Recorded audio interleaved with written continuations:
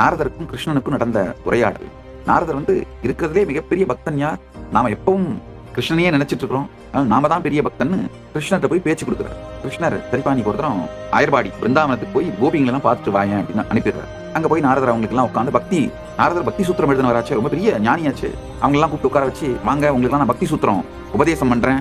அவங்க கோபிகைகள் யாரா இருந்தாலும் ஒரு பெரிய ரிஷி வந்திருக்காருன்ற மரியாதைக்காக அவரை வணங்கி உட்கார்ந்து சொல்லுங்கன்னு கேட்ட உடனே அவர் சொல்ல ஆரம்பிக்கிறார் இந்த சூத்திரத்தோட உபதேசம், எப்படி இறைவனை மறக்காமல் இருப்பதுன்னு.